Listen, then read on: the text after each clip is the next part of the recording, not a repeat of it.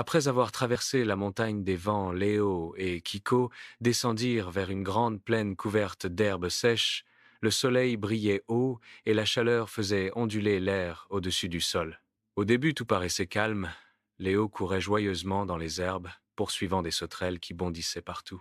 Mais soudain, une odeur étrange vint lui chatouiller le nez. Une odeur piquante et forte, Léo, inquiet. Kiko, ça sent bizarre. Comme si quelque chose brûlait, Kiko, alerte. Tu as raison, Léo. Fais attention. À cet instant, un craquement retentit au loin suivi d'une lueur rouge. En quelques minutes, des flammes commencèrent à courir à travers la brousse poussée par le vent. Léo, paniqué. Un feu, un feu. Kiko, que va-t-on faire? Kiko, calme, mais pressé.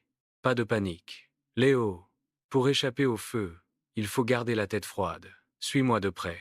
Les flammes crépitaient, les herbes s'embrasaient rapidement.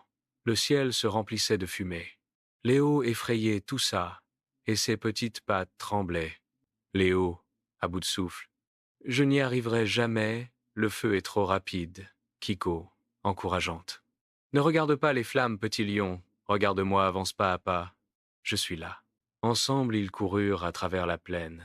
Mais bientôt, les flammes se rapprochèrent d'eux par derrière. Alors Kiko aperçut un petit ruisseau qui serpentait entre les rochers. Kiko, criant. Là-bas. Léo de l'eau course. Rassemblant toutes ses forces, Léo bondit et plongea ses pattes dans l'eau fraîche. Kiko l'y rejoignit. Le feu poussé par le vent s'arrêta au bord du ruisseau, incapable de traverser l'eau. Ils s'allongèrent sur la rive haletant, mais, sauf, le feu continuait à crépiter autour d'eux, mais ils étaient en sécurité. Léo leva ses yeux brillants vers son ami. Léo. Ému, Kiko, j'ai cru qu'on n'y arriverait pas. J'avais tellement peur, Kiko. Tous. C'est normal d'avoir peur, mais tu as vu? Tu n'as pas abandonné, et tu as trouvé la force de continuer. Le courage, c'est avancer même quand on tremble. Léo sourit malgré sa fatigue. En regardant le feu s'éloigner, il comprit que chaque danger pouvait être surmonté avec courage et sang-froid.